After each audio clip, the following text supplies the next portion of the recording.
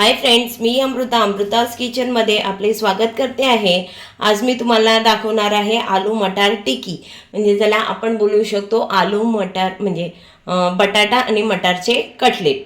ठीक आहे, त्यासाठी मी इथे 4 मीडियम साईजचे बटाटे घेतले आहेत, जे मी स्मॅश करून घेतलेले आहे। इकडे मी 1 वाटी मटर घेतलेला आहे, 1 वाटी बेसन घेतलेला आहे, एक छोटी वाटी बेसन घेतलेला आहे, पण त्यातलं जेवढं लागणार तेवढंच आपण घालणार आहोत। इकडे मी आलं आणि लसूण हे असं ठेचून घेतलेलं आहे छान असं। ठीक आहे, इकडे मी चाट मसाला घेतलेला आहे, इकडे आमचूर पावडर घेतलेली आहे। तुमच्याकडे आमचूर पावडर नसेल तर तुम्ही चाट मसाला जास्त घालू शकता। माझ्याकडे दोन्ही होते म्हणून मी दोन्ही घेतलेले आहे, 1 टीस्पून। ठीक आहे, इथे मी 1 टीस्पून धण्याची पावडर 1 टीस्पून धण्याची पावडर घेतली आहे, इकडे 1 टीस्पून जिरा पावडर घेतली आहे, आणि इकडे मी मालवणी मसाला घेतलेला आहे। तुम्ही लाल तिखटही घालू शकता।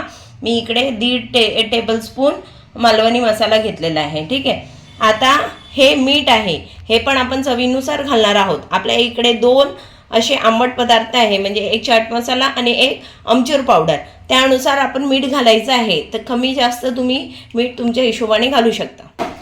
हे मी मटार मिक्सर ग्राइंडमध्ये घालून ग्राइंड करून घेणार आहे। यांचं तुम्ही बघू शकता, हे मी असं वाटून घेतलेलं आहे, एकदम बारीक पेस्ट नाही केलेली आहे, जरासं खडबडीत आहे। आता आपण हे ह्याच्यात घालून घेणार आहोत बटाट्यामध्ये।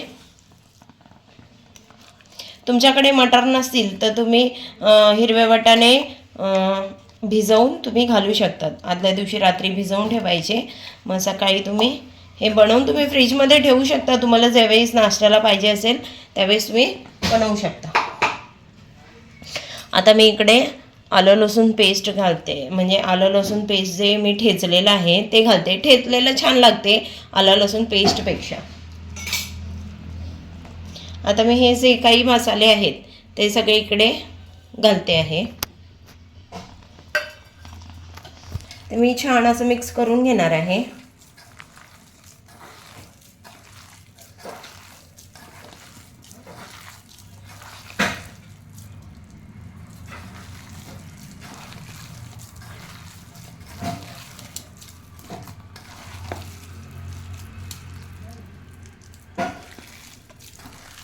आता मी इथे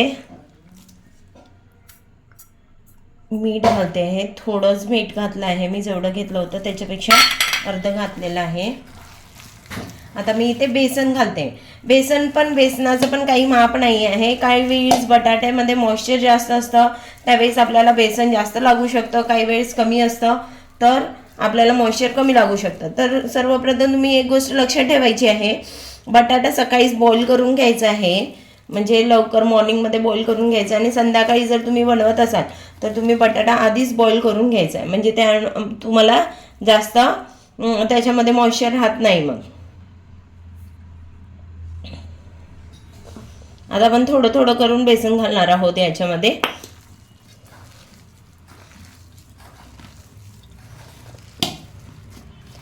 एक फक्त आपला एक बाइंडिंग आणि डो तयार झाला पाहिजे। आता इकडे तुम्ही हे पण घालू शकता, ब्रेड क्रम्स पण घालू शकता। फ्रेश ब्रेड घेऊन ते मिक्सीला ग्राइंड करून तुम्ही ब्रेड क्रम्स घालू शकता, पण मी इकडे ब्रेड क्रम्स नाही घालत आहे। इथे मी बेसन घालते। बेसननी जी टेस्ट येते ना ती ब्रेड क्रम्सनी नाही येत आहे, पण ऑप्शन म्हणून जर तुमच्याकडे बेसन नाही आहे तर तुम्ही ब्रेड क्रम्स नक्की घालू शकता। आता इकडे बघा, हे मॉइश्चर थोडंसं अजून आहे, म्हणजे माझं डो फॉर्म होत नाही आहे, तर मी अजून यात थोडंसं बेसन घालणार आहे। एकदम जास्त असं बेसन पण घालायचं नाही आहे, नाहीतर ते असं आपण पीठ खातो ना तसं लागणार आपल्याला। आता हा बघा, माझा डो मोस्ट ऑफ फॉर्म होत आलेला आहे। ठीक आहे, हे मी चांगलं मिक्स करून घेते।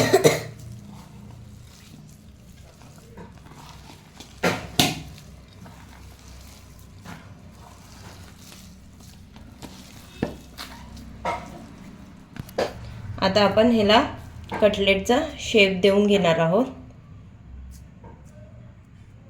तुम्ही गोल देऊ शकता, हार्ट शेप देऊ शकता, जे तुम्हाला आवडत असेल त्यानुसार तुम्ही त्याला शेप देऊ शकता। मी इकडे गोल गोल शेप देते।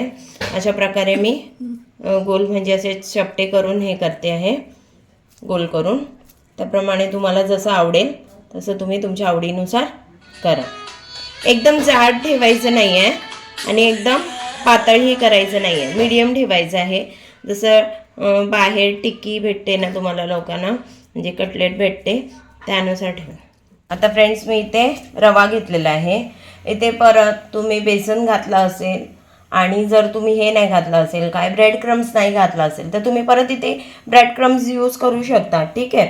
आता मी रवा घेतलेला आहे इथे बारीक आणि त्याच्यामध्ये हे असे कोट करून घेते रव्यामध्ये. आणि इथे पॅन ठेवलेला होता गरम करत, त्यात थोडंसं असं तेल टाकलेलं आहे, त्यात मी घालून घेतलं आहे. अशा प्रकारे मी बाकीचे पण टिक्की घालून घेणार. इथे मी जेवढे तव्यात मावतील तेवढे मी घालून घेतलेले आहेत. आता आपल्याला इकडे थोडंसं तेल अजून घालायचं आहे. आपण तेल अजून घालतो आहे. कमी तेल होतं आपलं, तुम्ही बघू शकता. मी डीप फ्राय केलेलं नाही, कमी तेलात आपल्याला हे करायचं आहे.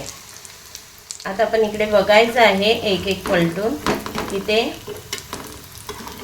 एक साईडने तर झाले आहेत का, हे बघा तुम्ही, एक साईडने हे झालेलं आहे. अशा प्रकारे मी आता दुसरं पलटून बघणार आहे. हे तेल तसंच राहणार, आपण कडेला घ्यायचं हे बाजूला आणि तेल ठेवायचं आहे. म्हणजे हे झालेलं नाही आहे, थोडं मला होऊ द्यायचं आहे. जे जे होणार ना ते आपण नंतर मग असं कडेला ठेवणार आणि ते तेल त्यातलं असेल, एक्सेस जे ऑइल असेल ते निघून जाणार.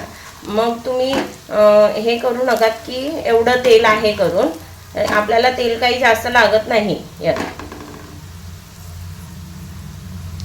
आपल्या जे जे होणार ना ते आपण बघून घ्यायचं आहे. जे जे झालं आहे त्याला टर्न करून घ्यायचं आहे.